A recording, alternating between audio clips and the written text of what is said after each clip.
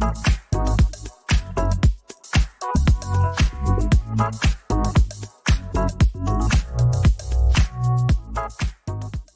there, and here, something of a virtual YouTuber myself.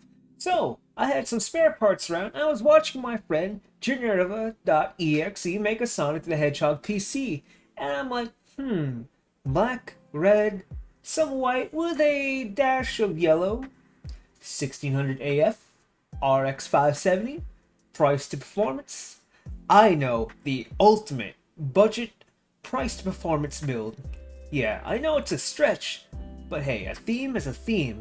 Anyway, if you want to check out my friend's build, go ahead and check them out. I'll have them linked down below.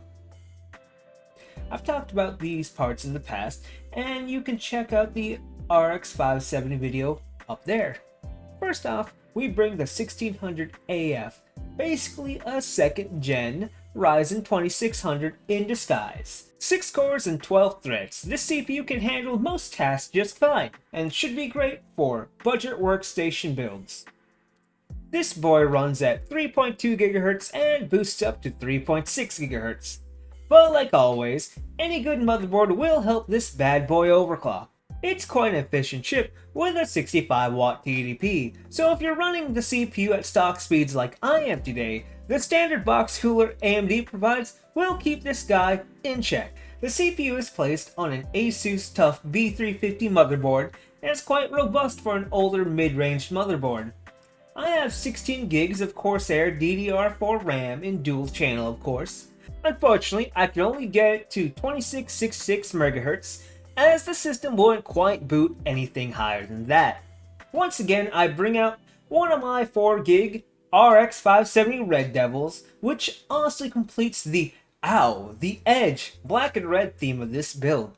Once again, check out the review for this card, but real quickly, base clock 1168 MHz with a boosted 1244 MHz, with memory clocked at 1750 MHz. TDP is 150 watts, so a really solid 400 watt PSU should do in my opinion, but 450 is recommended. Really quick, allow me to flash you the specs and prices.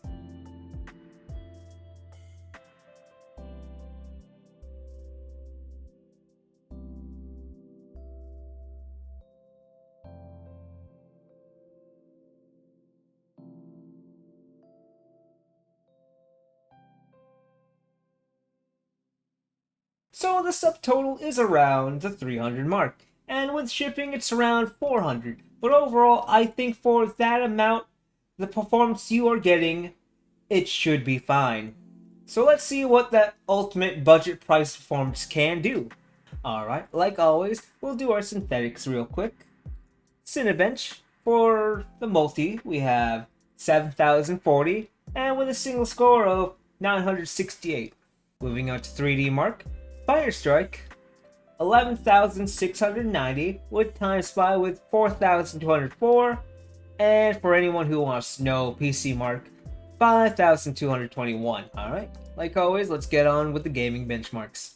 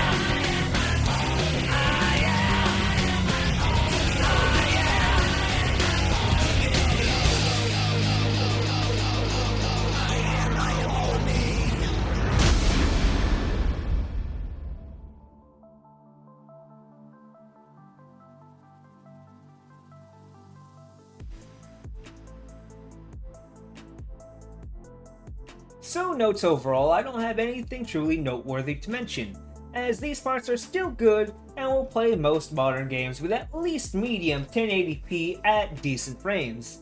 I just want to point out its age, as this card did come out in 2017, which is 6 years ago for who from this video. Generally, this card will get the job done, but games are starting to require more VRAM, and there will be a noticeable need to turn the settings down more as the years stack up. So yes, this is out of place from what I normally benchmark, but I already have a sale lined up, and this is one of the games he normally plays.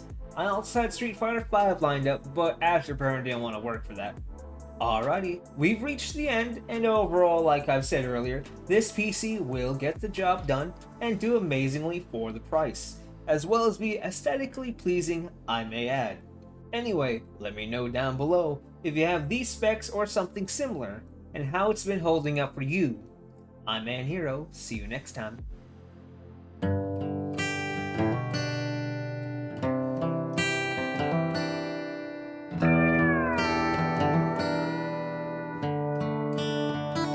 I put the need 4Gs on the G. I trap until the bloody body